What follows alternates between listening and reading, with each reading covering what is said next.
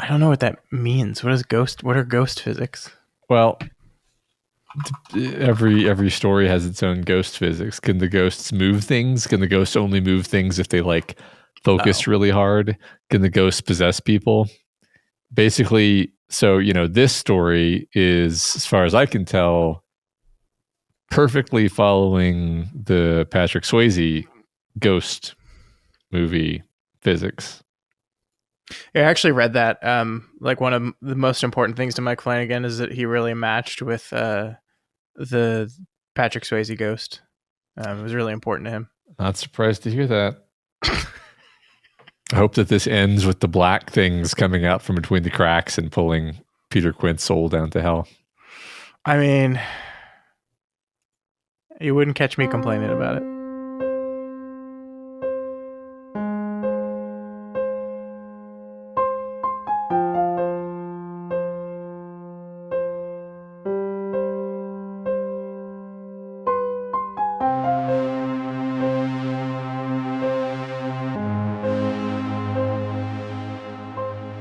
Hello and welcome to Flanagan's Wake, a Doof Media podcast tucking away Mike Flanagan for just a little bit.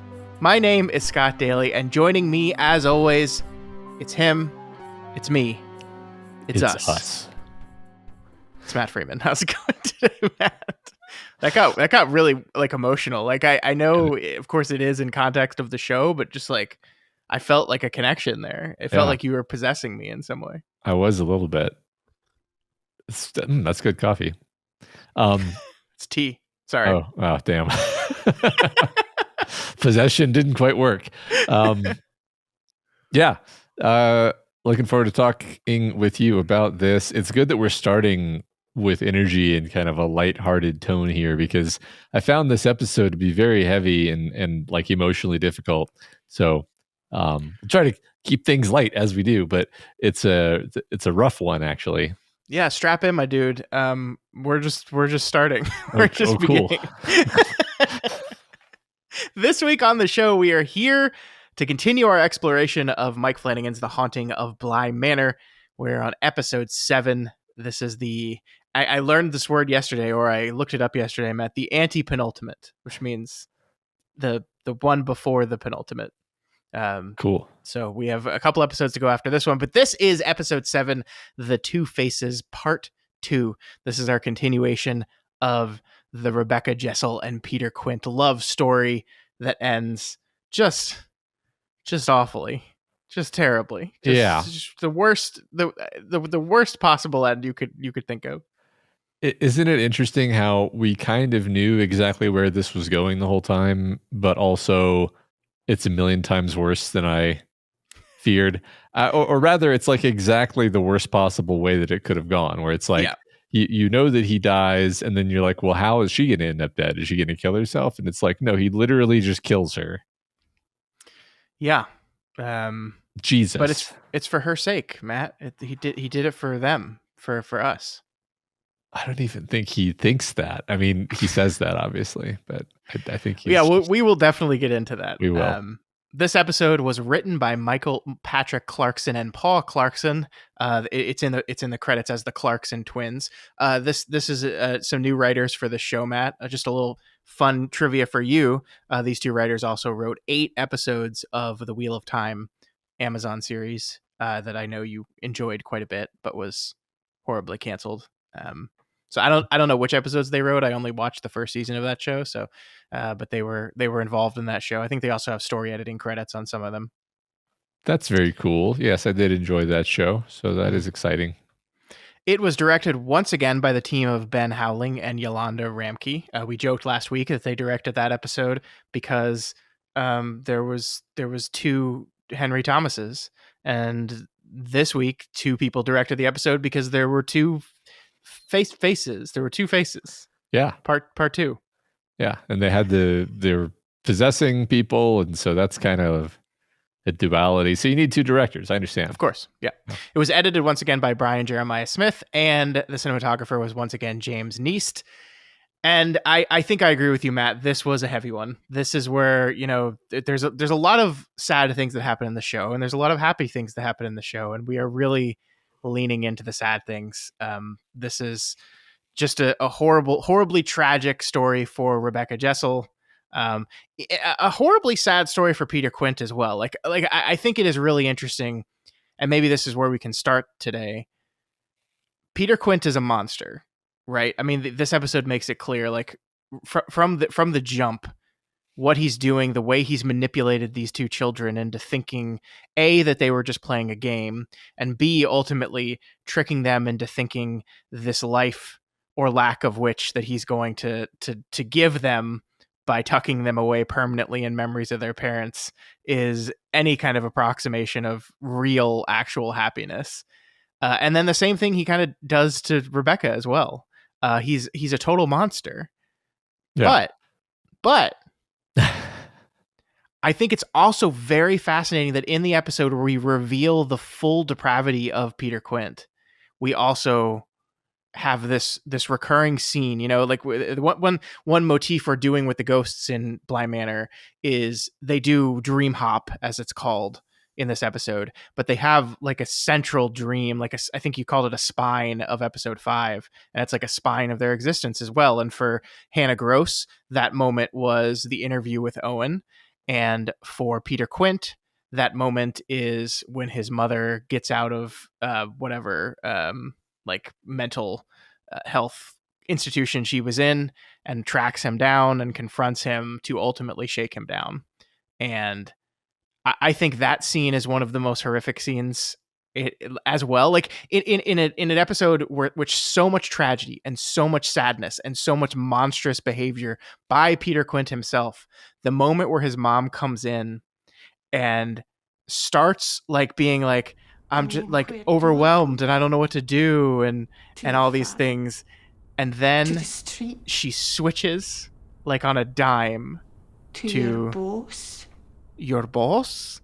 And like, this is a woman, her name is Lizzie McInerney, and she's incredible. Like, she's a very small part in this show, but one of those actors that Flanagan finds and drops into a show that is just like perfect for the thing they needed to do. Now you're shaking me down. And that, it broke my heart seeing his own mother switch to shaking him down in this way. Yeah, I'm right. I think it's very much of the haunting of cinematic universe to have like, there's nobody who's just a horrible monster for no reason, right? It's generally we have this repeated theme of cycles, and Yep. Any trauma that we're going to see, it makes sense that it would be trauma that was passed down to them. So it's not like we forgive him because of that. I don't even necessarily see it as being particularly like mitigating, because he's just awfully selfish and cruel and really I'll say, like, on an emotional level, I was like hurt and angered like almost on like a personal level. Like, I felt betrayed. It's a funny sort of weird emotional relationship we can have with fiction sometimes, I guess, because Sure. I felt like I described Peter Quint's character in some previous conversation with you as being like a pre-redemption Han Solo, where he's like, he's basically I think I said he's a rogue with the heart of gold without the heart of gold. But like, to call him a rogue is giving him far too much credit. He's I think monster is what you said, and that's more accurate. He puts on the persona of sort of a dashing rogue that's sort of charismatic in that way, but that's actually just the mask, I think, over a deep pit of like emptiness that he's trying to fill with other people. Yeah, I mean, we learn in the story that his father, I think the implication here, and tell me if you agree with this or not, like, his father abused him both physically, and I think the implication is sexually as well. Yeah, I think there is, and not just him, but his friends. There's that line where he's in the very last time he goes back to the scene where he's talking to his mother and says, and he's like having it out with her, is like you sat there and you told me it was okay. You told me everything was going to be fine, and I think about that. How many friends came over for sleepovers and what he did to them. And so, like, it's just this horrifying thing that she did indeed like stand by and watch happen. So yeah, I mean, like he's awful, and he has basically in this episode just ultimately become his father. What is he doing to Miles if not horribly abusing him, right? He's manipulating him, he's abusing him, he's possessing him, he's destroying him in every way that his father did to him. And that is, I think, the real tragedy of it is, as you said, is these cycles, these inescapable cycles of abuse. His dad did this horrible thing to him, and his mom did this horrible thing to him, and that is why he sees the world the way he does, and that is why he treats people the way he does, and that is why he is immensely terrified of being alone and not being in power, is because of these terrible things that happen to him. And unfortunately, the result of all that, while understandable, is that he does some of the most heinous, disgusting things in the entire show.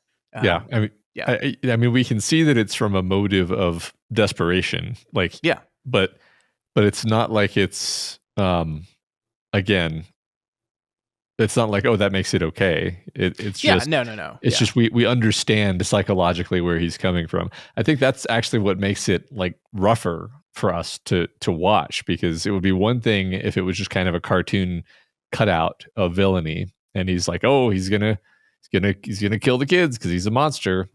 You know, he's like, if he was like a vampire or something. It's like, no, he's just this guy, this horribly broken, traumatized guy who was already, like, before he died, he was possessive, and he was possessive of people for the same reason that he's possessive in the afterlife. Like, I think, actually, I mean, it's almost a funny sort of wordplay adjacent thing. The idea that it's like, we're going to take a character who we know we're going to make him into an actual possessor, like a supernaturally possessed people, and we're going to just make him very possessive.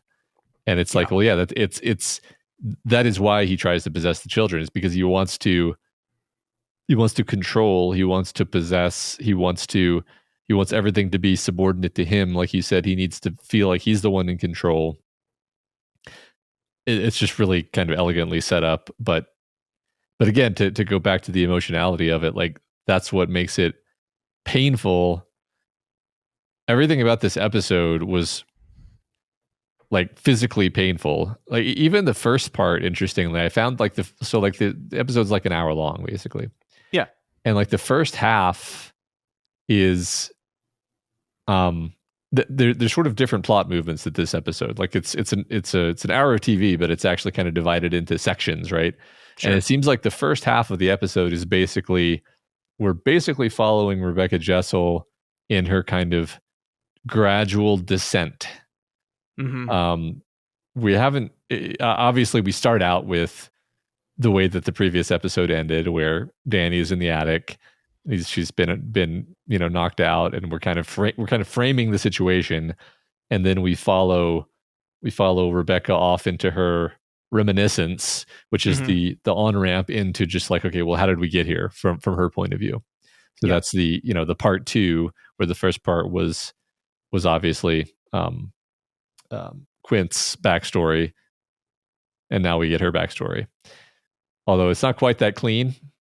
I know I've got a lot of nested statements here, but we've also got Quint. We've got more of Quint's backstory in this episode too. So both of these Two Faces episodes are sort of carrying a little bit of the load of both of these characters, actually. For sure. Yeah. I'll wrap up my point here, which is just I was like upset by the Rebecca Jessel backstory part, because I was like disappointed by her.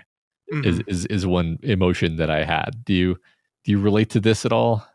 Yeah, I mean, I think Rebecca Jessel is a really, ultimately really fascinating character, because she is a person who we are kind of told throughout the story has this constant self-doubt, this lack of confidence in herself, and Peter Quint becomes like the one person that believes in her, and the one person that allows her to believe in herself. And the great irony of that is, like, everyone else at Bly also sees that in her. Like, you don't deserve it. Hannah definitely sees that in her. We have a scene in this episode where Jamie reaches out to her. Jamie sees her kind of floundering, and reaches Please out to tell her. me. And we know that is not What did he that's say? a difficult thing for Jamie, the person who thinks Thank you. people are not worth the effort and a waste of time. And perhaps this event, what happened with Rebecca Jessel, just added another row on that wall against humanity she was building, because like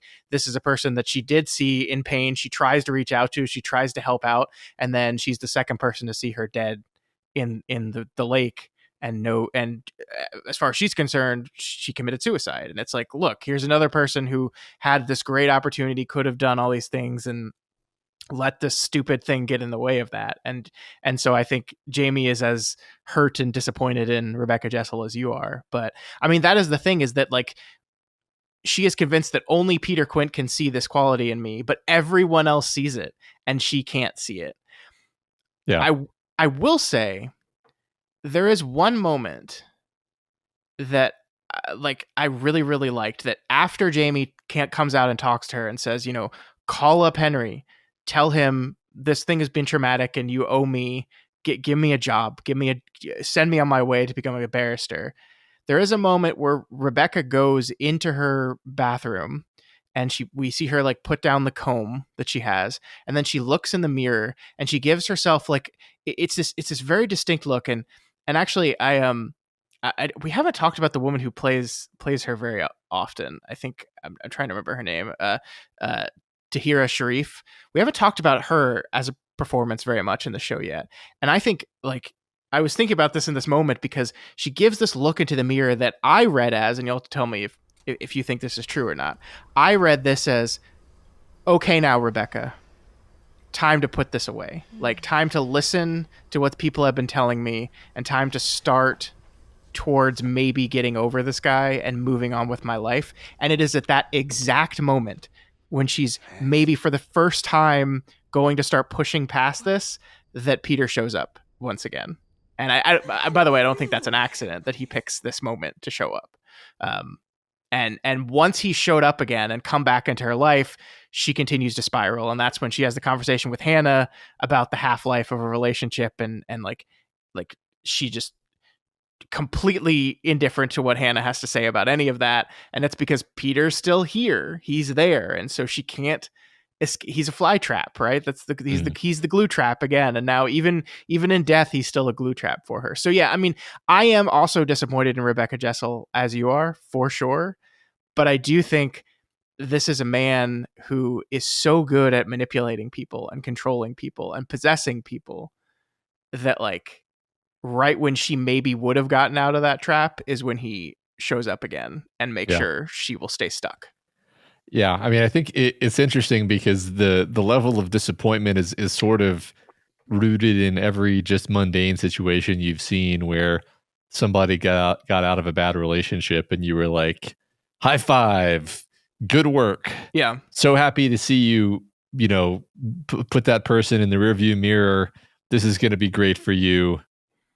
Oh, you're back with them again. You got back together. Yeah. Oh, they called you and you picked up the phone again, despite you telling me that you had blocked their number, etc. Right? Like that.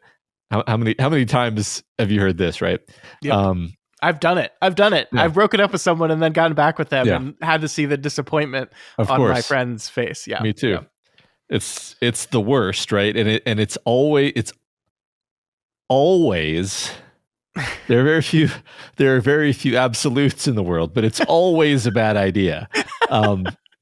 So that's the again, it's supernatural in this case, but it's like a very relatable thing that I was feeling, where I'm like, man, like you were almost out of it, and then he shows up again and he sweet talks you, and then you fall back into it, and and then he manipulates her into letting him possess her, and then just kills her. Lies, monstrous. Like I think that moment happens at about the halfway point of the episode when she walks into the lake, or I guess actually we should say Peter walks her into the lake and then leaves. Right, that is the most cruelest part. Where she says like, "You waited until the water filled my lungs and then you left."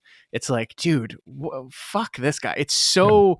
it's so sad. It's so tragic and awful. And then we cut to the next morning where the ghost of her is just like wailing over her dead corpse. And it's so sad that this man like did this to her.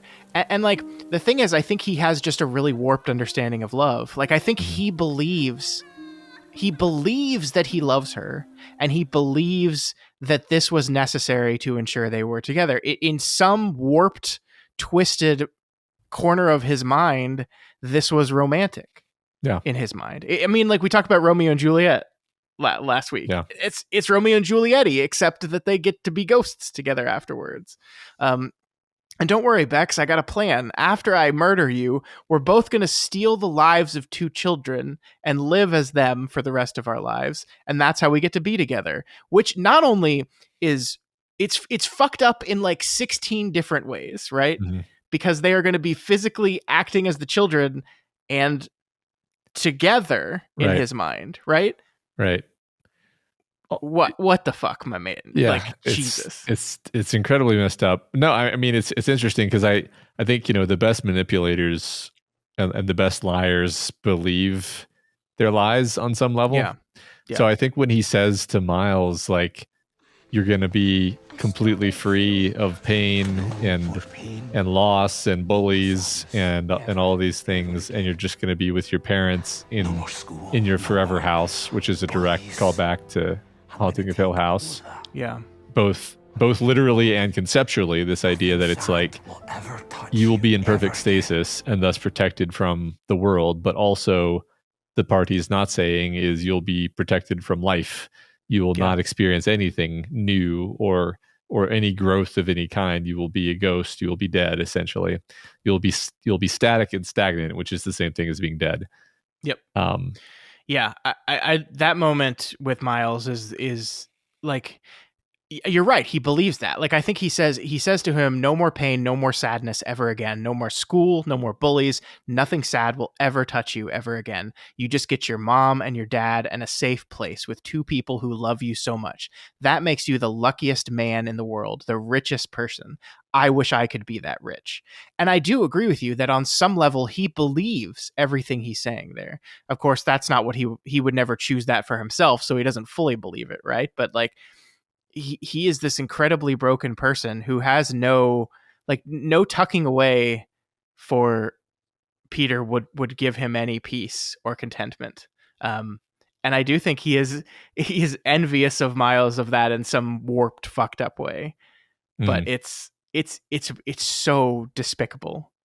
But like, and that's where it's complicated. Like, that's what one thing I really respect about this show is what you said is it would be very simple to just make him unquestionably a bad person, just like Liv from the first season. Like, she is the antagonist of that show, and it would be very easy to just turn her into a monster. And even at the end of that show, and again even at the end of this show, we are not like, he is monstrous, but like, we are going to complicate the character in a way that trusts that us, the audience, will understand what we're doing here. That, just like you said, it doesn't equalize, it doesn't mitigate. Nothing that we learn about Peter Quint's past makes up for anything bad he did, but it helps us understand why a person would become so broken that they could be capable of doing something like this. And the show trusts us to get that and understand that. And that's part of the reason why I love it. Yeah, me too. So let's see. Okay, we've tracked through. So like, yeah, the structure is interesting, right? Because I was almost like literally having trouble watching the show leading up until Jessel's death, because I was just like, is this really how it's gonna go? This sucks. This is awful. He possessed her, and I was like, it's not going to be just like he just kills her, right? I mean, I kind of already expressed this sentiment, but I was almost just like in disbelief, because I had harbored some expectation that she would, become lovelorn and kill herself, or maybe he would persuade her, like, here's what we're going to do, Rebecca, you go kill yourself and die, and then you'll be a ghost, and then we'll be ghosts together, which is really not the same thing as being dead. Like maybe he tricks her into it in that way, but no, it's like the worst. Like I said in the beginning, than that. Yeah, it's worse than that. He just literally kills her, like the same as if he had, pushed her out a window or something.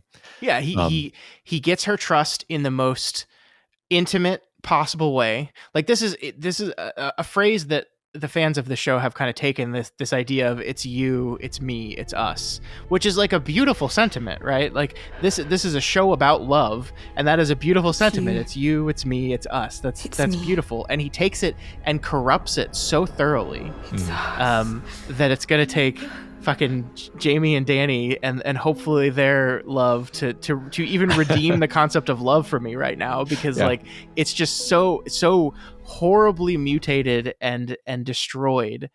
And he takes all her trust, he makes promises to her, he says he loves her and he'll keep her safe, and that it's going to be together. He even lies to her on like what the possession is going to be like. It's like, it's going to be you and me together, right? We're going to be doing this together. And it's like, no, she's tucked away in a memory with a version of him that isn't really him. But I mean, I don't know.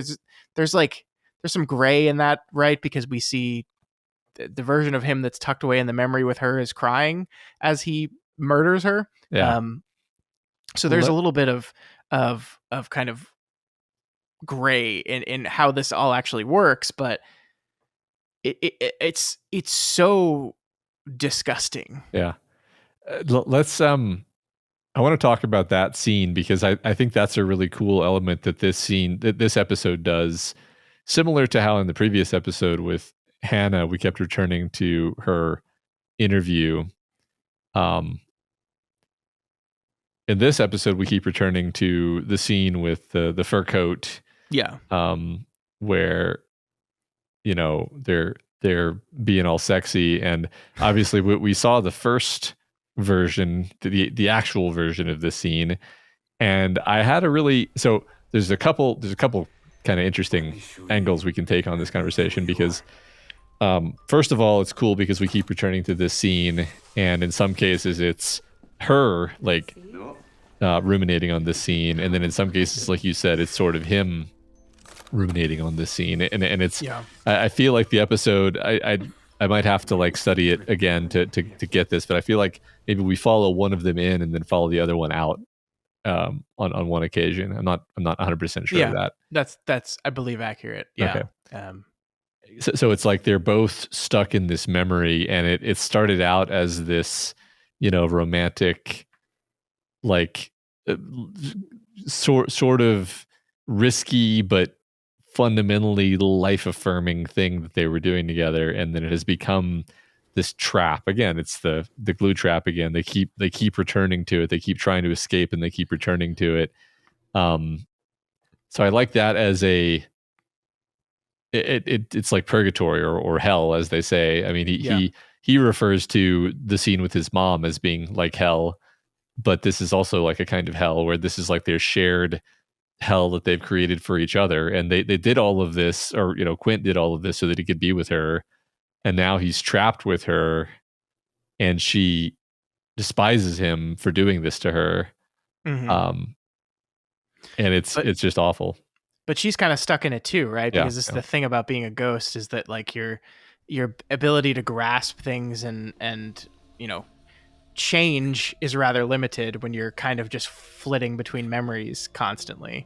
And that's the struggle that she has. And yeah, I mean, I think we talked about the scene when we first saw it back in Two Faces Part 1, where like we talked about the weirdness of the photograph, and how like neither of them seem very happy in the photograph, but like this being the spine that Rebecca continues to return to, I think is very illuminating, because this is a scene in which he pulls her into this room, puts a fur coat on her that doesn't really belong to him and doesn't belong to her, and she is made very uncomfortable as the scene plays out. Like that's it. If you remember the first version of the scene, she was uncomfortable and he slowly wins her over. But the parts of this, like I love he's spinning around her, constantly taking pictures of her, and she's not this is not. It's not like, she says to Hannah in episode 5, when she goes back to the memory of him the night before he left, where he was excited and happy and ready to face the world. like that's not the one she keeps returning to. It's this scene, it's this moment, it's this like where he really kind of, maybe this is like the first moment where he really kind of digs his claws in, because he pushes her into a situation that she's uncomfortable. Mm. And she acquiesces, or is kind of bowled over into just accepting this, and that is the thing she continues to return to. And just the motif of him spinning around her constantly, taking pictures, again, a great reason to set this in the 80s, because you get to use the Polaroid camera, and just the physicality of the Polaroid camera, the snapping and the grinding of the gears as it spits out the photo, and then the photo itself being there, being physically present and dropped on the floor, and then we get to see the sea of them all over the floor. Like the physicality of all that, Yeah. I think is just remarkable. Well, and the Polaroid as a metaphor for what this memory is, or it's this snapshot, this record that they keep returning to, which I think is great. I was going to remark on the last time we talked about this, we talked about like the idea that the Polaroid itself is a kind of perfect Kuleshov image. Yeah. I don't think that we defined what the Kuleshov effect is. I know we've done it. We talked about it in the past, but it's just like the well-known effect in film and photography in general, where like you look at an image of a person making an expression, and depending on the context, you will project emotions onto that image.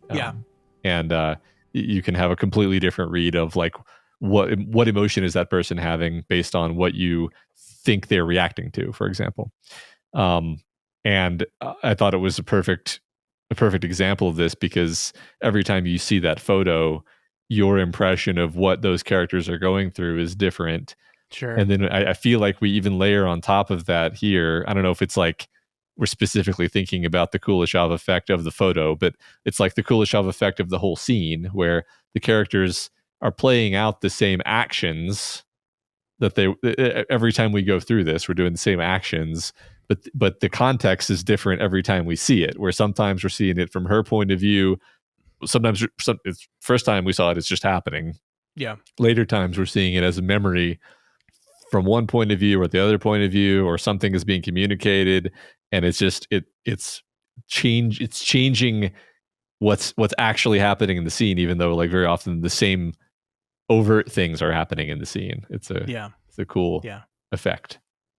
No, you're that's perfectly said. I agree with that is what that scene construction is meant to do, is convey this changing in emotions on context. And it's how we go from this thing that started as kind of a cute love story to this monstrous possession, warped, wrong kind of love, as they said in the show.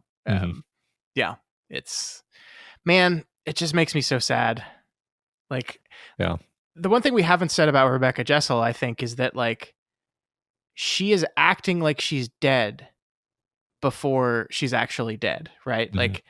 Like, and I think the language of the show does a really, really great job at showing this. Is like, we even do like the passage of time thing. Like there's that one scene where she's sitting in the classroom with the two kids, and then Rebecca? Flash, she's in the classroom in the dark, and Hannah's coming in to check on her. And it's like, that is something that like, if you are a dead ghost, and part of this is because I think the framing device of these scenes is that this is ghost version of Rebecca Jessel flashing through her memories, is dream hopping. But I also think just like, we are playing in flashback through a lot of this episode, and Jessel is always kind of off to the side in the background. Like there's scenes of them all like happily cooking together, and she's just sitting at the table, not saying anything. One of my favorite ways that the show depicts this is Rebecca. We have the scene where she kind of walks away into the scene with the policeman, where we learn about Peter's embezzlement, which by the way, that is an interesting twist on this whole thing. Is our assumption with the embezzlement was just that he just stole a big bunch of money from Henry, and that was the big honeypot he was going to use to go to America. And what this episode essentially tells us is he's been embezzling for quite some time, and has been doing it because his parents like threatened him and blackmailed him. And so you maybe even start to wonder, like, okay, what is the big amount of money he had when he was going to run to America with Rebecca. Like, how much money was he even talking about there? Was it just the jewelry he stole? Was that like, who knows? Yeah. It's interesting because it reframes who he is like, when we saw him as just an embezzler and a thief and a greedy, selfish asshole, we saw like one side of him, like one of his faces, and it turns out that wasn't the really accurate face, and the real one is somehow even even worse than that. Yeah. Right. With this very slight silver lining that, hey, at least he was stealing to protect himself rather than just to enrich himself. But still not that great. No, but so we go from that scene where she walks out of that room, and suddenly she kind of jumps in time again, because again, ghost, and she walks into the kitchen where we have this scene with Owen and Hannah flirting again. Which, by the way, speaking of just being sad generally, this wonderful scene with them talking about how mixers are bad for the glutens in dough, and I love the moment when he says, we're talking about chemistry, and Jamie gives a knowing comment to that, because the chemistry between the two of them. Certainly is. But the thing that's most interesting to me about this scene is we're tracking Rebecca as she walks through the door of the kitchen, and then the camera pans, and like, so the kitchen in Bly Manor is a little bit weird in that there are two doors into the kitchen relatively close together. So Rebecca walks through one, and then there's another one that the camera pans through, and there's a wall between where she walked in and where the camera is. And the camera pans as if she's going to continue to walk and then walk past the wall into the open area of the kitchen. And then that never happens. And then so the camera just kind of like keeps panning, and then eventually stops on Owen and Hannah, and we do their whole thing. And it's only after Jamie walks in and to go get some cookies because she's hungry that we cut back to a different angle of Owen and Hannah talking, and we see that Rebecca is just in the background in the doorway, just standing there. She's not saying anything, she's not doing anything. And again, I know this is ghost Rebecca Jessel like reliving her past, but this is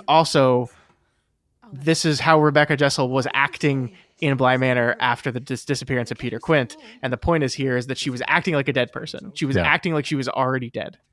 Yeah, that was my interpretation as well. Like she is dressed.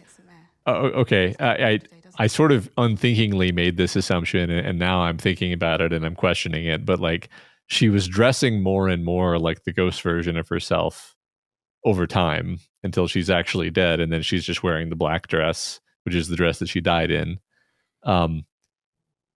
And the thing I'm questioning is like, well, was she really wearing those clothes, or are these the clothes that she is like memory projecting onto herself because she's a ghost reliving these scenes? And the interpretation I'm going to go with is what I said at first, which is like, she's just becoming more ghost-like as she becomes more wrapped up in this romance with ghost Peter. Like, this is the thing we haven't really talked about, but it's such a Henry James concept to me that he disappears, right? She's really mad. She feels betrayed. She feels lied to, because from her point of view, this guy seduced her and then robbed their boss and left, kind of leaving her in an embarrassing position of being like, oh, I kind of look bad. And you said we were going to go together, and you lied. And it's just very mundane and simple. And then he's like, all right, I got to explain something. I'm going to pass my hand through your hand. And then everything changes for her. And it's like, in that moment for her, it becomes a Henry James story where it's like, oh, this is suddenly a romantic, tale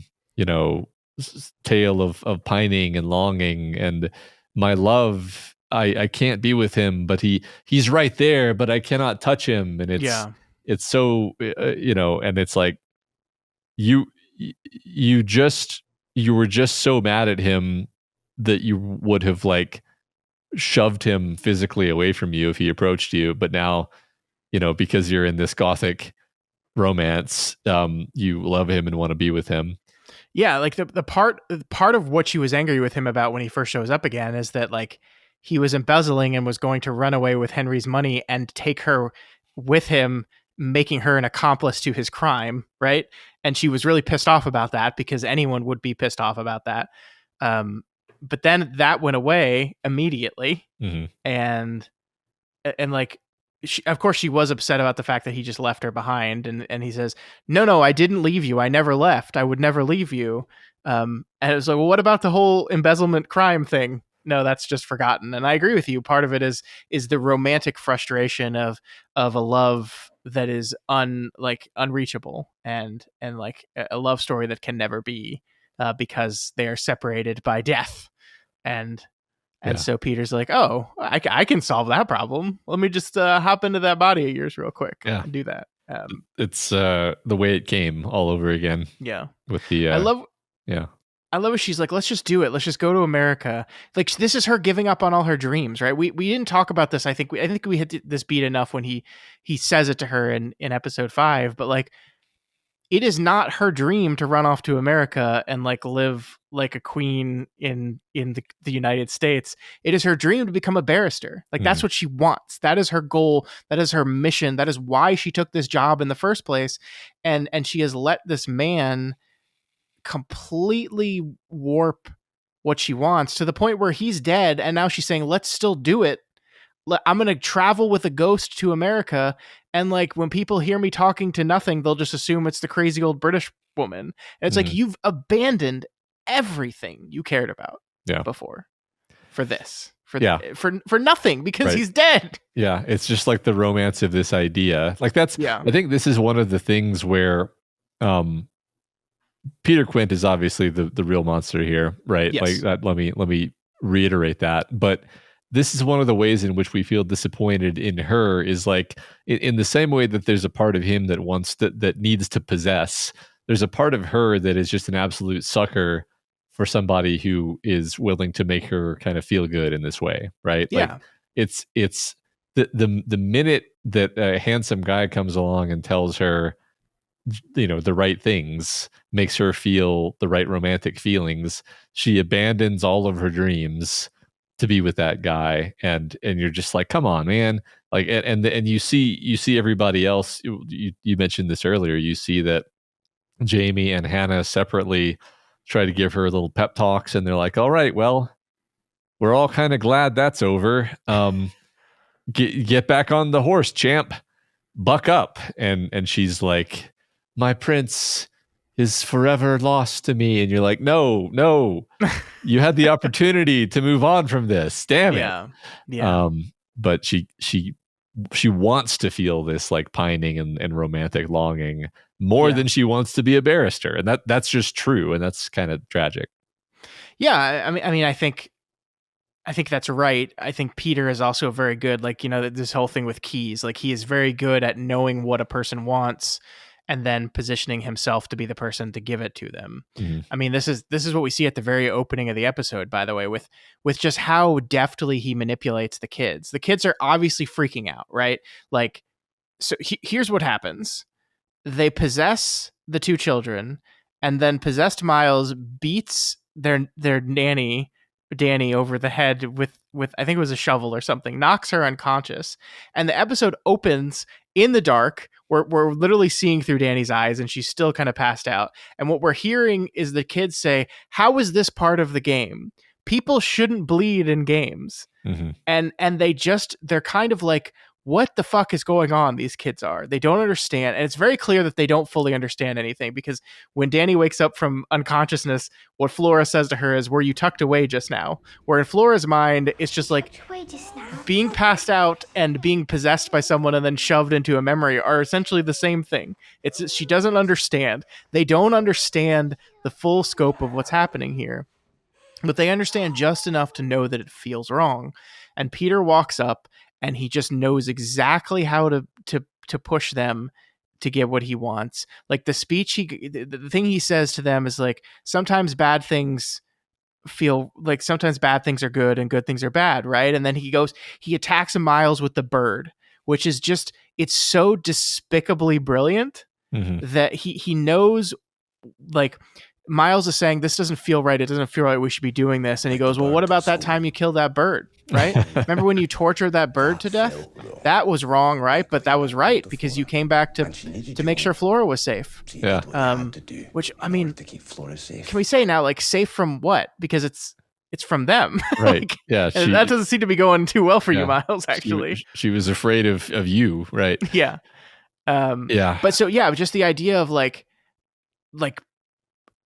Miles wants to be told that what he did was okay. Mm-hmm. Like, it was this horrible thing that the priest at the school was horrified by, and he wants to be told that that's okay.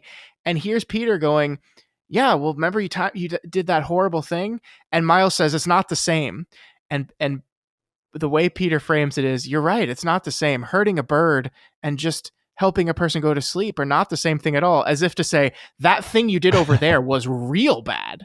And this, comparatively, is nothing. And that's not what Miles meant by it's not the same. But like, it's very good manipulation. He's just very, very good at this. And so, yeah, like my point of this whole conversation is that, yes, I agree with you on Rebecca Jessel was this person who was so insecure and so uncertain of herself in some ways, that she was just ready and willing for someone to come along and sweep her up and make her believe in herself. But like, this is the worst possible person it could be because he is just incredibly good at it. Yeah. And it just, she gets swept away. She gets tucked away in his version of their life. Right. Because the version of the best version of herself that he has in mind is not what is actually good for her. It is, basically what he wants.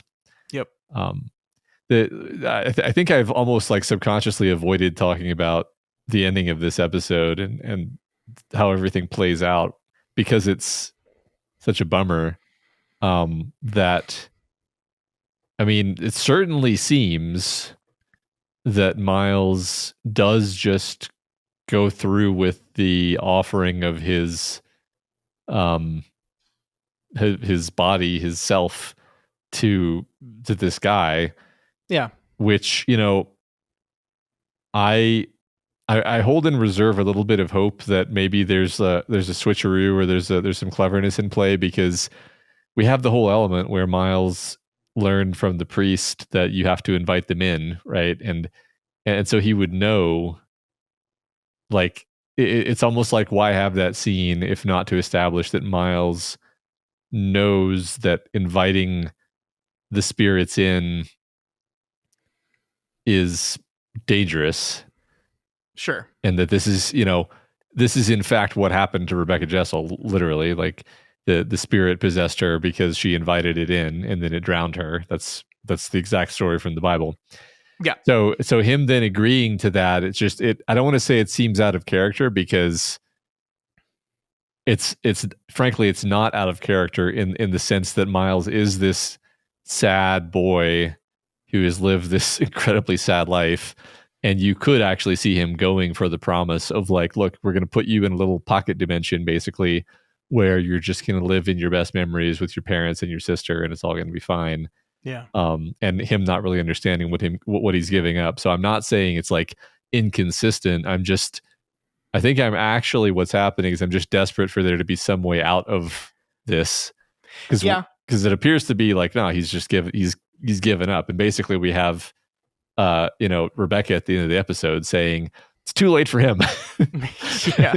Forget about Miles.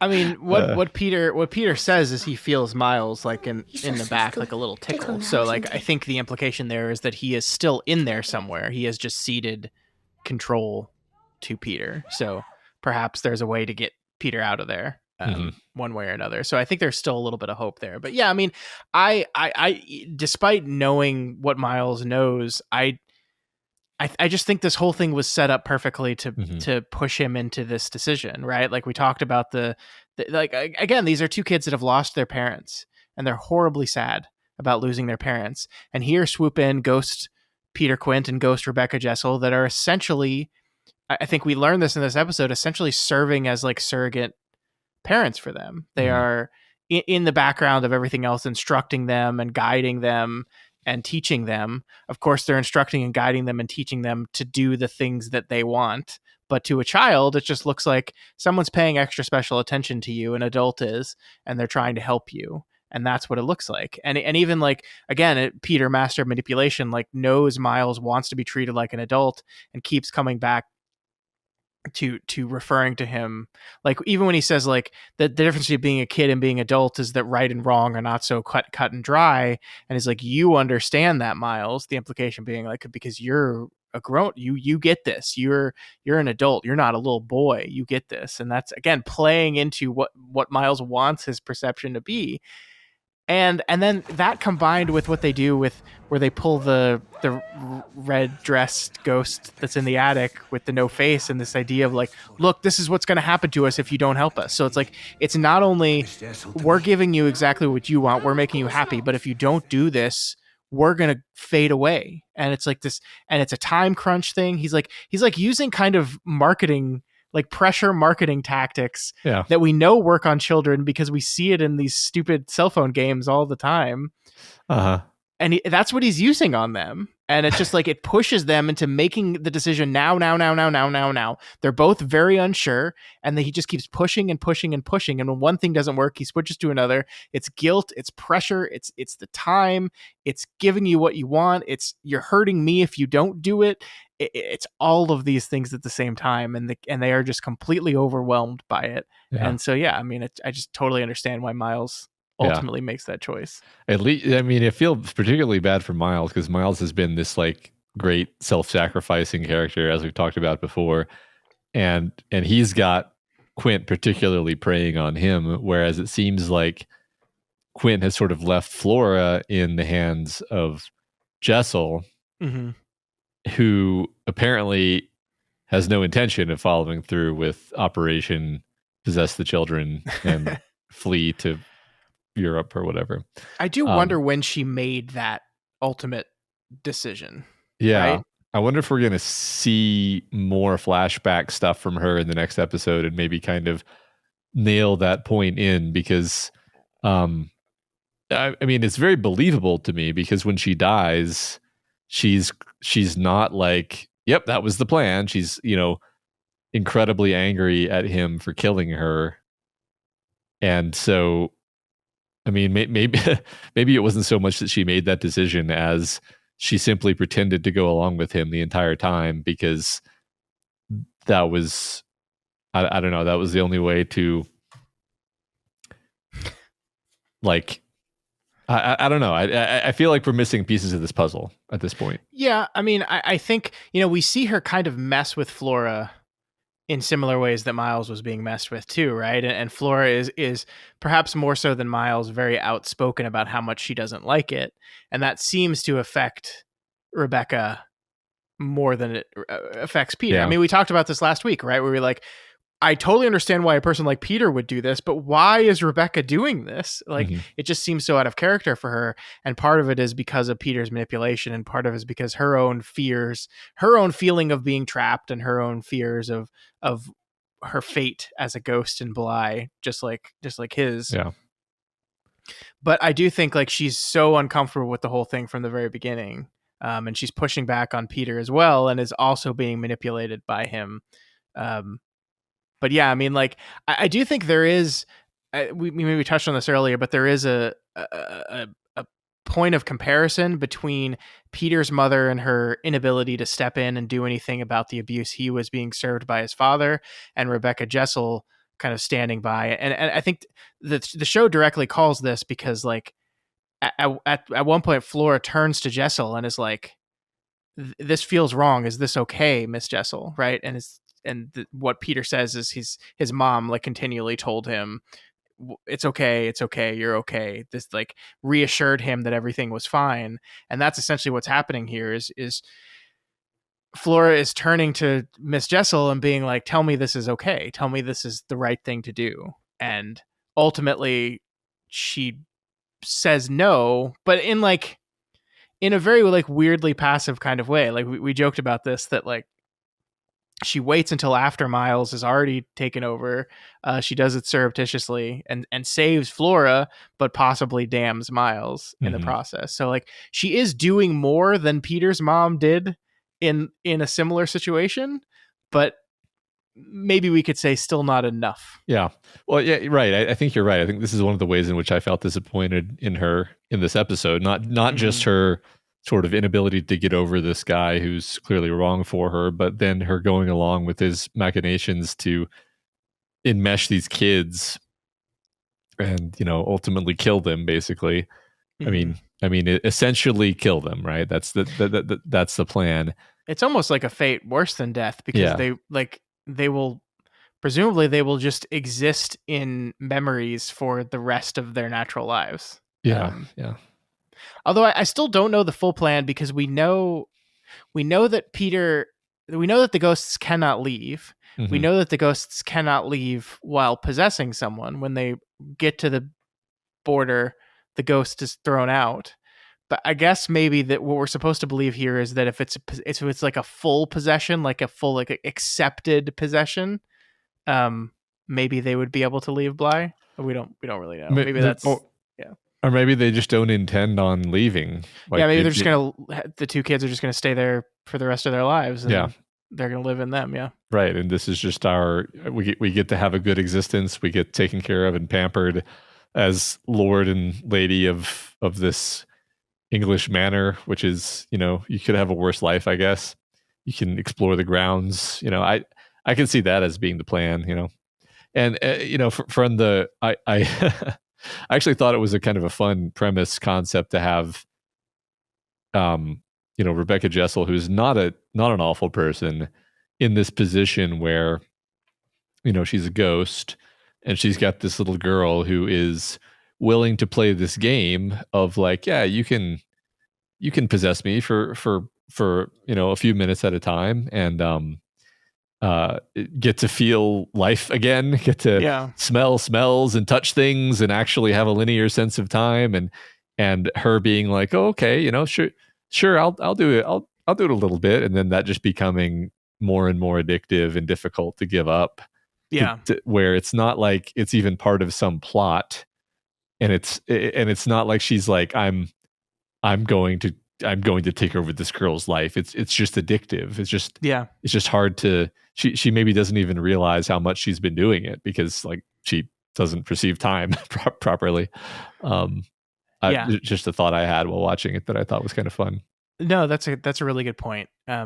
And despite my disappointment in her, I do like one thing she says, and I think this ties into something we've been talking about over the course of the episodes, is when it's revealed that this was a dodge and they were tricking Peter.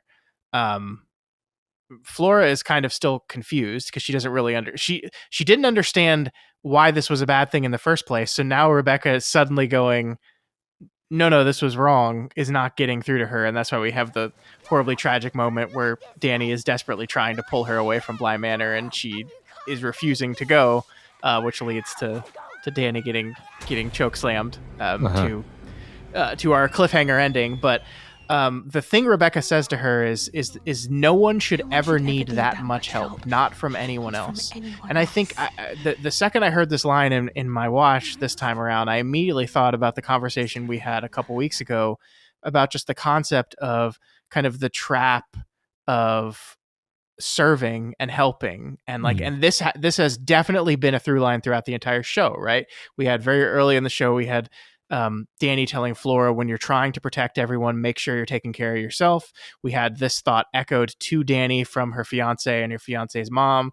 Then we had this whole thing with Hannah Gross and how Hannah kind of put her entire life on hold in stasis to become the caretaker of this family. Same thing with Owen and his mother. And so definitely one of the central ideas of this show that we're talking about is caretaking, is putting others before yourself and helping others, and how that is this, in some ways, this very understandable and good quality to have. But like love, it also can have a dark side to it as well. That there are people that will take that and demand that, and it becomes an obligation that ultimately destroys you. Yeah. I think the purest and most cynical form of it rears its head in this episode when Peter's mom is literally just like pretending to be in need of help in a sort of quavering voiced old lady fashion. Yeah. But then is very quickly just like just give me some money. Yeah. Just give me enough money that I will shut up for a while, and I'll probably be back to shake you down again, honestly. But Yep. and it's very like the all of the humanity is stripped out of it, and it's just like I'm going to be a parasite on you, and you're going to give it to me because I have this hold on you, and that's I feel like that actually fits into this mesh of like Peter was just as much a victim of this dynamic as anyone. Yep. No, I agree. And I think this is kind of a core like Flanagan tenet too, because we had the same conversation about like the people in our lives that are supposed to protect us, like parents, right? I think this is a theme we keep turning back to in Flanagan's work, this idea of your parents are supposed to be the people above anyone else that are going to protect you and keep you safe and take care of you. And so many Flanagan stories turn that idea on its head, right? We had it occur at Oculus. I mean, I think, of course, Gerald's Game is the most specific version of that, but even Hill House had like this idea of Olivia in her attempts to keep her children safe, and take care of them, ultimately destroyed them, became possessive and destructive. And so like this is definitely a thing I think that the Flanagan oeuvre kind of like continuously returns to, is that the concept of parents and children, of taking care of people, of helping people, of asking for help, of these things, these concepts of love and taking care and good qualities, and how they all have different sides to them. It's all of this. We've been talking about this for almost a year now. Right. Yeah, no, you're exactly right. It's interesting because I'm trying to think of like an example. I know we're trying to specifically talk about this show, but in this moment, I'm trying to think of an example other than Danny and Jamie that is put to us as being a good example of like love and caring. And I'm having a hard time coming up with one. That doesn't mean there isn't one. I mean, in my own moral universe, like loving someone is wanting them to be stronger and trying to make them stronger. Yeah. So that even without you, they are stronger. Yeah. And I mean, Jamie does not say or even imply ever to Danny that the way through dealing with spooky mirror fiance is me. Right. She just like wants her to get over that. Not just specifically to be with me, because if she gets over that, she gets to be with me, but just like, I care about you as a person. I love you. And I want you to not have to go through that horrible thing anymore. Right. And I will help you in any way I can to do that. I also thought it was a good example of like the correct use of the concept of boundaries, that she's just like, you don't really seem to be over this, so I'm not, like, let's just not, because this isn't like an ultimatum. I'm not saying you need to get over this so that we can be together. She's just like, I can't. It doesn't make sense for us to try to do this if you're going to continue to be hung up on this other thing. And she's not understanding that it's like a literal magical mirror man. Yeah. And you know what else I really liked too? This happened last week's episode, but I think we didn't really touch on it. They of course have their wonderful night where they finally get together. And then like Jamie spends all the next day there because, like, kind of accidentally, because of the weird things happening with Flora. But there is that scene where she's like, I'm going to go home. I at least got to change or something. And then Danny's like, you could come back and you could spend the night again. And it's just like really, really like cute, adorable, like when you are in a fresh new relationship and feeling these feelings very strongly, like all you want to do is spend every waking moment with the person. Mm-hmm. And Jamie, I think, handles it so maturely, where she's just like, she smiles at her and she just goes like, good night. Right. Like she's like there'll be other nights. There's going to be plenty of other nights.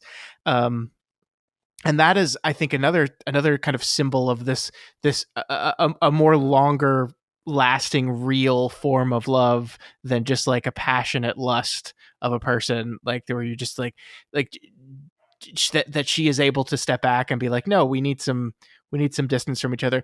And yes, like plot wise, that is just so Danny is alone and can therefore be kidnapped and beat over the head and spent an entire episode lying on the floor and then chokeslammed, because if Jamie was there, none of that would work. So like for plot reasons, that's why they do it.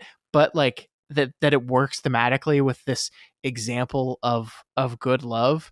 I really think like this is, of course, their story is kind of the core of this whole thing, and it is really one of those things where we get to this point in Mike Flanagan's career, and like he's talking about all these things that we've talked about before, but I really like that you pointed out it's not as if none of his stuff has ever had like a perfect example of like good, happy love, like long lasting love. Because I think it has. Like there's moments in Hill House where some of the characters do that, but it's almost as if like if I'm going to explore these ideas of possession and love and the trap of aid and ownership and these kind of things, I need at the core of my story one like flawless example of how it could be. And so he set out specifically to create these characters this way. And that's ultimately what they feel like, at least now. There's 2 episodes left. We have plenty of time to corrupt and destroy that. Knock on wood. But it just definitely feels like we set out to consciously, if we're gonna tell this horribly awful, abusive love story of the exact wrong kind of love, we do need a foil to that in the show. We need to see something else, because like if the way you're feeling now, if you didn't have Jamie and Danny, there's no sunlight anywhere in the show right now. Yeah, I mean, I guess like there's the only other. I'm sort of thinking back over the other stuff. So like one thing, we've got Owen and Hannah as a kind of, but like they're like kind of cute and kind of like romantic, but they're not like this sort of life affirming, full-throated love that you really want to see. I mean, part of it is because of the denial where Hannah won't admit that she loves Owen. Yeah. And so it can't really ever actually actualize. I can think like one, the parent-child thing is interesting, because there's a lot of toxic, or at least sort of like, if not toxic, highly imperfect parent-child relationships in all of these, in both. I'm now thinking of them as 2 seasons of this show, which is not accurate, but I don't want to interrupt your point, but like it's worth talking about that, because I think the similarities, I think in the thematic stuff is not accidental, right? Mm-hmm. Like there's definitely 2 separate stories with 2 separate but 2 separate cast of characters that are talking and focusing on different things. But the similarities between them are not just Easter eggs. Those are there certainly, but I think there is a lot of thematic truth to the core of what the Haunting of series is. Yeah.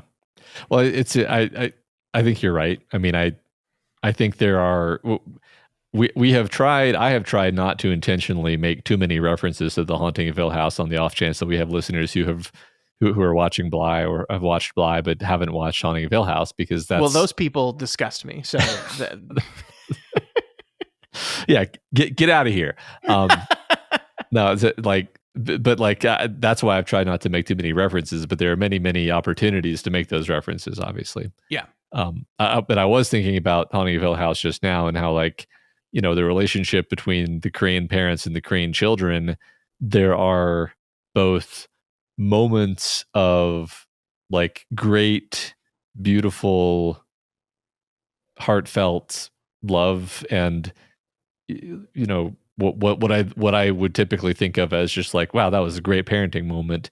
And then there are terrible, tragic, painful, misunderstandings or choices. Very often in that show, it was like choices not to communicate, leading to terrible consequences as a thematic through line. Yeah. In this show, it's less about communication and more just like, well, the parents are dead, and the parent and the children are being parented by a mix of all these different adults, some of whom are incredibly awful and manipulative. Yeah. And then some of whom are like Danny, where Danny is is like every interaction Danny has with the kids, I see as being a positive example of the sort of uh, uh, parenting relationship.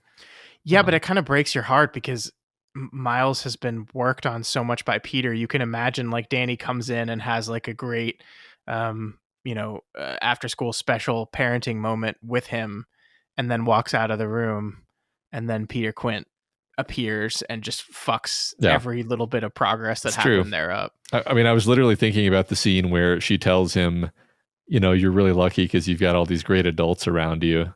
And then she leaves the room, and then Peter Quint's like, yeah, like me. Yeah, exactly. Yeah. One thing we didn't say in the possession episode that I did want to circle back to here with this is, we talked about the story time sequence where Miles was literally like halfway through a story and then just completely changed tones. And I think that was just Miles is doing a thing, and then Peter decided in that moment to possess him. And then like if you think about the story he tells is about a puppeteer who goes away and then comes back, and all his puppets have decided that they don't have strings anymore and have cut their strings, and the puppeteer is furious at all the puppets for feeling like they're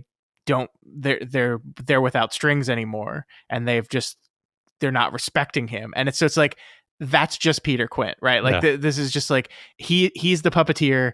He died. He comes back to Bly, and all these people are thinking that they can just carry on without him and without him being in charge.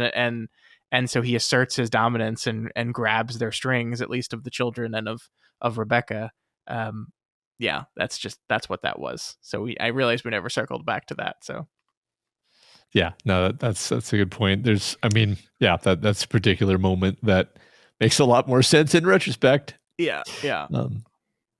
Man, what a depressing episode of television. Yeah, I was thinking as this episode wraps up, things are not looking good for Miles or Danny, but on the plus side, they're looking great for my prediction track record. So yeah, you did last week say both of them are going to die. You like, if you listened to the episodes, you've waffled on this a little bit, where you were like, Miles is definitely going to die, and then you decided Danny is definitely going to die, but Miles is probably going to live. And then last week you just had it out. It was like they're both dead, both of them. I think part of this is that I have been thinking more about all of the Mike Flanagan adaptation movies that we've talked about, and I'm just like, this is totally a thing that he would do. Is he would just like it's a rare, it's like a rarity when it seems like somebody's going to die and then they don't die, right? Usually they just die. So and her, I mean, it's interesting because it's like, do I think that she's going to die right here and now, being choke slammed by the ghost? I kind of don't actually think she's going to die right here and now, although she could. The reason is that we have in play the elements of Hannah Gross finally coming to grips with her ghosthood. Yes, which means we do need to talk about that. Yeah, which let's just talk about that now, because like, what does that imply exactly? Is she suddenly going to become, does that mean she's going to come rushing to the rescue, or does that mean she's going to become actually like less active? And now that she's a ghost, is she going to still be able to interact with all the other characters the way she was before? I would guess not, right? I mean, Peter does it specifically to like remove her from the board, right? Because like he talks about her as this kind of marvel of, she just carried on cleaning. And I love the detail. You talked about this before, but I love the detail of like, and you just kept picking new outfits and new earrings. And it's like, because it is true that one thing we've seen about the ghosts in Bly Manor so far is that they are wearing the things that they died in. Like Peter is wearing the clothes he died in. Rebecca Jessel is wearing that black dress, which by the way is a moment in the story when like we cut to a scene of her and she's in the black dress and you're just like, oh no, here it is. We're here. It's time for her death. But Hannah Gross has continued on living and therefore has changed her clothes every day. Every day that Danny has been there, Hannah Gross has been wearing a new outfit.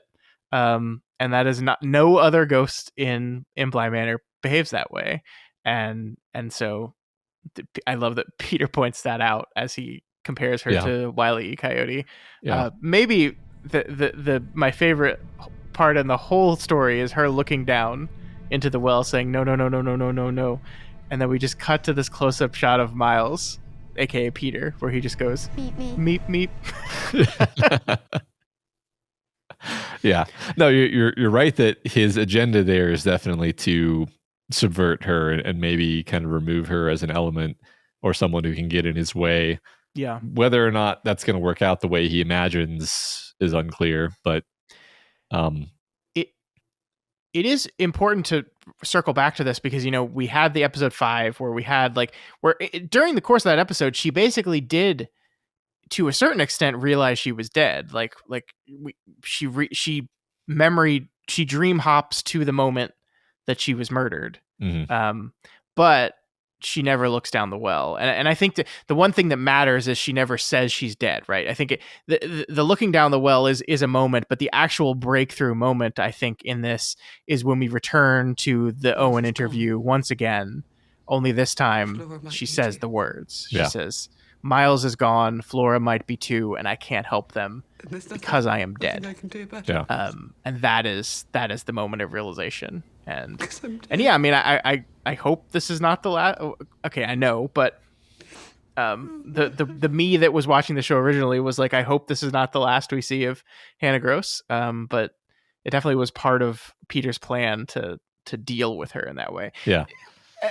Just once again, like a remarkably cruel way of doing it. Like, yeah, I think we talked about this in episode 5 that Hannah probably does need to like recognize that she has died, and just this idea of her just kind of carrying on living exactly the way she was even in death is horribly tragic, and she needs to break free of that. But the way Peter does it is just cruel for cruelty's sake. Yeah. I mean, the whole villain monologue that he gives as he's walking her out to the well is, you know, at this point we're past giving Peter any benefit of the doubt, obviously, but he's just really kind of relishing the awareness and rubbing her face in it, really, the fact that she's dead and that he's known it the whole time, and enjoying, like, revealing, like, I've known you were dead for weeks at this point, and it's you know, because of her sort of chronic denial, it's like she may even on some level kind of know what he's talking about, but she's continually putting that wall up so that she doesn't have to face it. Let's just say it again. Benjamin Evan Ainsworth, the kid who plays Miles, like, pretty remarkable. That's great. The stuff that the show is asking him to do, like, it's a lot for a kid, and I think he's really knocking it out the park. I mean, let's just say the Legend of Zelda is in good hands. That's right. The way, like, even the way he's like walking as they're walking to the well, I feel like it's this kind of swaying walk with the hands in the pockets. That is exactly the way Peter would do it. Okay, so we talked about Hannah as an element that could come into play. I think maybe more immediately, the element that I would predict comes into play is Henry showing up in his Rolls Royce or whatever it is. Drunk Henry speeding out to Bly. Right. I mean, I jokingly in my head thought, like, the episode ends and then Henry's Rolls comes screaming into the driveway and clobbers Danny. Jesus. And then it's like, oh no, she's dead. I mean, I was just being morbid because I was trying to think of something to lighten my mood after the incredibly depressing episode that I just watched. I get it. But I mean, he could literally like swoop in at that exact moment and sort of intervene, right? Again, I don't know if I'm saying that'll happen, but like, you know, and then the other joke answer I had is he like bursts in the door and then says, I'm here, kids. And then, you know, the axe hits him in the back. Oh, so we're doing the Shining. We're doing the shinning. But no, I don't think either of those things is going to happen. But I mean, he's obviously going to show up Yeah. I mean, we may be doing a The Shining where he shows up and then it's completely pointless, but I don't think so, because I mean he needs some kind of resolution with Flora. Yeah. That has been promised to us. Yeah. No, So I agree with that. We'll see how that goes, but we definitely do have a Chekhov's Henry coming to town. So yeah. No, that's great. Those are definitely our dangling threads. And we'll figure out where this goes. I think you're right to feel that like it would be an interesting move to kill Danny here with basically 2 full episodes to go. mm-hmm. You would kind of try to figure out how the show would work from that point on. But I don't know. We'll see. We'll see. Well, what happens and how this stuff is resolved. I mean, I could imagine the episode. Look, that's the thing. It's not out of the question for her to be dead. I don't want to say I'm writing that off because it's a show about ghosts. Sure. So she could be dead and still a character doing things. So that is true. That's what happens to ghosts at Bly. That is. She's really good at denial. She could just keep being the nanny or the au pair. The au pair, yeah. Yeah. Did you notice, my friend, the lasser glass in the attic of Bly Manor? Is that kind of what's like right behind her, or is that a different object? It's behind her in the distance. It's not like right. There's a wide shot when Danny's on the floor tied up, and it's like in the background. The glass is like leaning against the wall. That's for those that maybe don't know. That's the mirror from Oculus that has appeared in, I believe, every single Flanagan property since Oculus. Maybe not every, like the vast majority of them. Yeah. And it's a giant, heavy, scary mirror. So yeah, I mean, it is like the Pennywise of the Flanagan universe. It's just everywhere, and it's corrupting everyone, everything, everywhere it goes. That's right. This brought to you by me watching It, Welcome to Derry, and talking for 2 hours with Kim about that every week. Yeah. All right. Anything else you wanted to say about this episode? I guess one thing I haven't said is, in a show that does not have a lot of plot, that we've talked about this already, I think this is probably the plottiest episode so far. We're kind of laying the table for the climax, and so we're having to like catch everyone up on like, this is what the final conflict will be. Here's the antagonist fully revealing his plan, and so like this is the plottiest of I think these 7 episodes in my estimation. I think so. In this sort of semi mystery box shaped story where you have a bunch of stuff going on that like the reasons why things are happening are obscured to us. You usually have the latter part, basically latter third of the story. You finally reveal like, okay, this is the why of it all. This is the core information you didn't know that recontextualizes things, and that is this episode. This episode has a lot of legwork to do. Yeah, I think it's interesting because normally, not normally, but like often an episode that takes that structural role can be kind of dry because it's, like you said, it's plotty. It's sort of serving narrative goals rather than dramatic goals. But I did not find this episode to be dry. Well, I think that the nicest thing I could say about it is it serves all those narrative goals while still nailing all the dramatic goals as well. Like, again, the Jessel death scene is one of the most like dramatic, emotional moments of the show, and it nails the moment. It nails the moment in every way. Like, we didn't even talk about like the set work of this pond in the middle of Bly, and the fog on the pond as Jessel walks out there. And that you see the gazebo in the distance, and just like the mood of this whole thing, and the music all playing up. It just, every bit of it worked. Yep. That was, I think I said this in the first episode, but let me say it again. That was, while the exterior of Bly is CG, that pond was real. They built that. It was not very deep. The only place that it was deep was they like carved a ramp downwards just so an actor could walk. Actually, I didn't think I said this in the first episode just because I didn't want to reveal that someone was going to be walking into the into the pond. So like they built just like I think the whole thing is pretty shallow, except for a part where they dug down and built a ramp that a person could walk down into the water, and that's it. And so that's all real. It's on location, and I think that helps it feel important and impactful. Okay, cool. Yeah, I agree. That is a very, obviously dramatic and also just eerie, creepy scene. Flanagan said in the commentary that the owners of the land kept the pond after they left, and he's like, at our strong suggestion not to, because it's like a foot of still water. Yeah.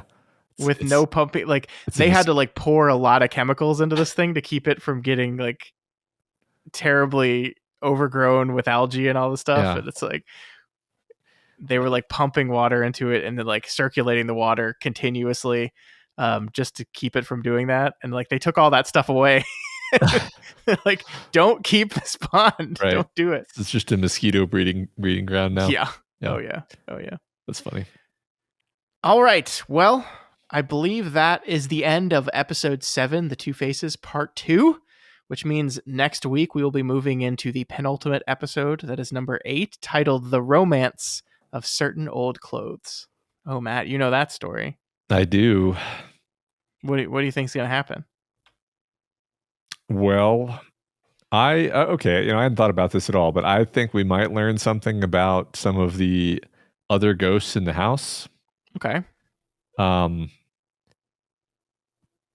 There's the hair brooch or brooch. Is it what is it? The thing you put in your hair. Is it a brooch? Yeah. What is the name of that thing? I think it's called a brooch. Yeah. I think you're right. Brooch doesn't sound right to me, but I've said things wrong before. I learned English by reading books. So same. So that is an item that has kind of we've never quite understood what its role is going to be. It's come up a few times. The giving of the item to Danny and then reinforcing that Danny is supposed to wear it. I feel like we got a good look at it in this episode, like a meaningful look at it. Like remember this. So that's an old item of clothing, essentially. That's so something with that. Those are my theories. Okay, cool.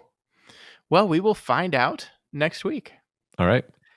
Before we go for the day, we do have a discussion question we have to answer and then one we have to ask. So I believe, Matt, our question this week comes from episode 5 when Hannah Gross's true nature is revealed. Is that a correct assessment?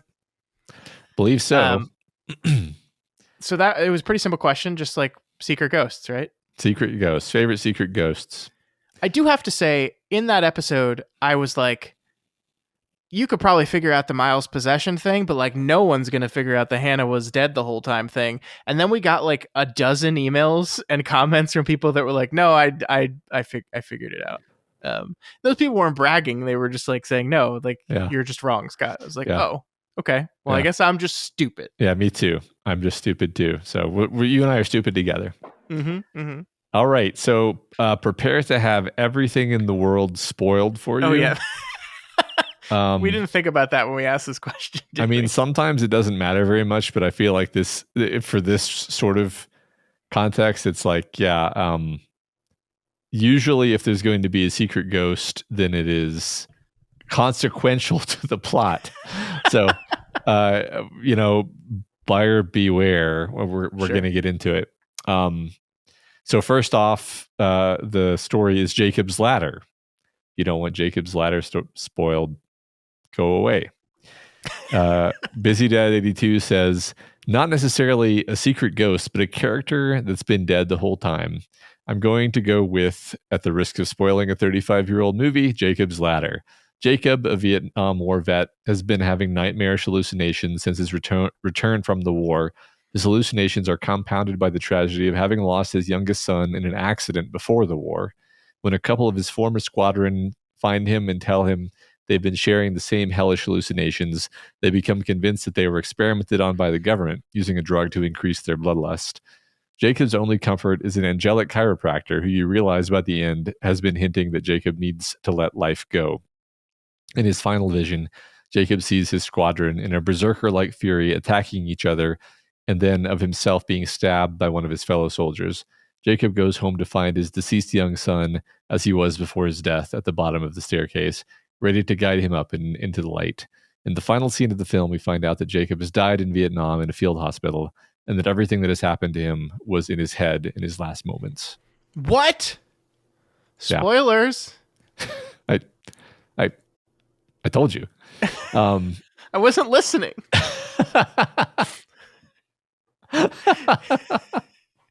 I've seen Jacob's It's Ladder. still worth watching that movie, by the way. It's such a good movie. It is great. Apocalypse Win 7 says, how could I not go for The Sixth Sense? I don't think I have to say spoiler on this one. I think everyone in the world knows this, even if they haven't seen the movie. I especially love the dinner scene between Malcolm and his wife. The movie doesn't cheat. Everything that's depicted on film actually happened. The viewer just interprets it very differently once it's clear his wife couldn't actually see him. Special shout out to The Others because, well, I'm just going to call it The Others anytime bonus question even remotely fits. Yeah. I mean, I think The Sixth Sense is, of course, like the answer to this question, right? It is like, and like I deeply love this movie. We talked about this movie last week too for a completely different question, but it's wonderful. It works so well, and I am so privileged to have lived in a time where I didn't know that Bruce Willis was dead the whole time. Yeah, because now everyone that's born will just know that. I still have the memory of the scene, of the feeling in my body of like, oh shit, like that may be the best twist of any movie I've ever seen in my life, still to date. This movie came out at like the heyday of like DVDs were this new exciting thing, and people were buying DVDs and they were putting a lot of extras and stuff into DVDs. So there was a lot. We had The Sixth Sense on DVD, and there were a lot. We listened to the commentary, and there were a lot of extras kind of explaining how they did all the things, and that's like where you learn how they use the color red in the movie to indicate dead things. And the scene that is mentioned in this answer by Apocalypse Win, like where Bruce sits down in the chair at the dinner, like they basically in one of the special features like walked you through that scene and how they did it. It's like, we had to like move the chair in a certain way so he could slide into the chair without having to pull the chair out, and slide out of the chair without the chair moving at all. And it's like, I just have very fond memories of this movie, both because it's an incredible movie and another because it's one of those spots on my journey of not just loving movies, but just loving filmmaking, because it's like, I think you can draw a direct line between spending a long time watching the special features on The Sixth Sense to spending a long time watching the special features on a special edition of The Wizard of Oz to watching all 47 hours of the Lord of the Rings special features to us making a podcast talking about this kind of stuff. For sure. Yeah, I hit some of those nodes, but not all of them. I do remember being really into The Sixth Sense, like back in the day, though. So, yeah, I share some of that with you.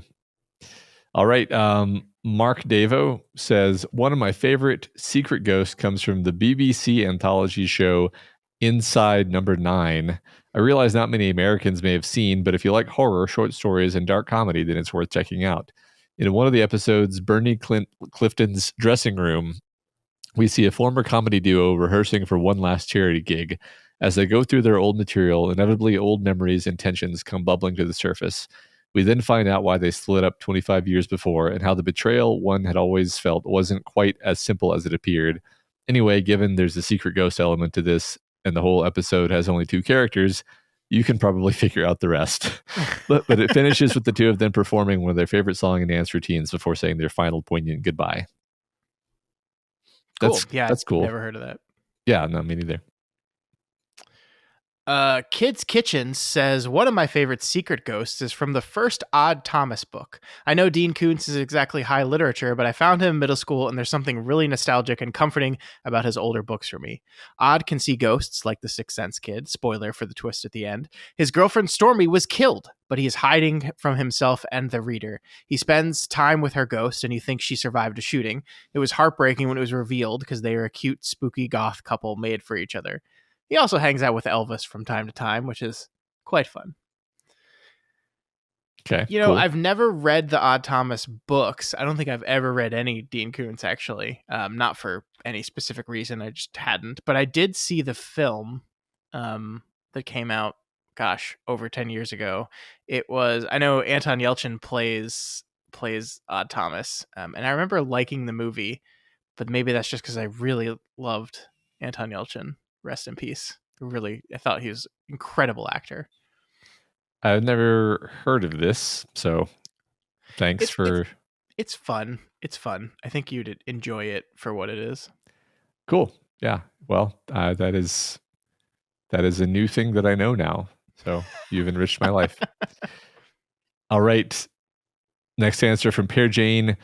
This is recency bias, but I'm going with Buffy's season 2 Halloween episode.